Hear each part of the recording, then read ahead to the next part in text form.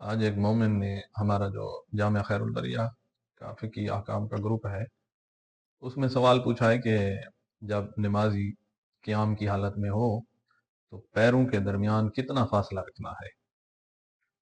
کچھ بندے زیادہ فاصلہ رکھے ہوتے ہیں، کچھ بہت قریب رکھے ہوتے ہیں، تو کتنا جو ہے وہ فاصلہ علماء نے ذکر کیا ہے۔ جو چیز علماء نے مستحب قرار دی ہے وہ یہ ہے کہ پیروں کے درمیان فاصلہ 3 انگلیاں یہ مکمل کھلی ہوئی، جتنا کھول سکتے ہیں ان کو مکمل کھولیں، اتنی مقدار سے لے کر ایک بالشت یہاں سے یہاں تک، اس کے درمیان جو فاصلہ آپ رکھ لیں، آپ نے علماء فرماتے ہیں مستحب پہ عمل کر لیا ہے۔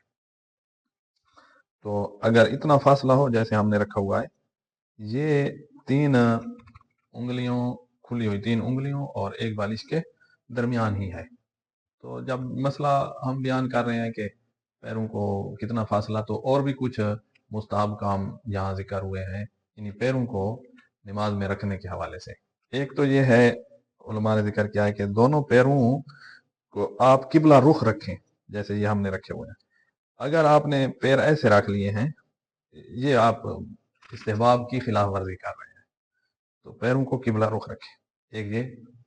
ایک اور چیز جو یہاں ذکر ہوتی ہے وہ یہ ہے کہ پیروں کو بالکل برابر رکھیں، ایسے نہ ہو کہ ایک پیر آگے اور ایک پیچھے، ایسے نہ کریں۔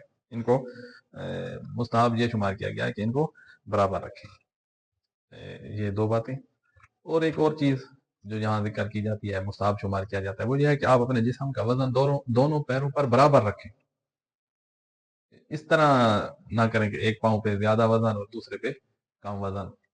تو یہ مستحبات ہیں، نماز ہم نے پڑھنی ہے، ان کا ساتھ خیال رکھا جائے تاکہ انسان کے اجر میں اور ثواب میں اضافہ ہو جائے۔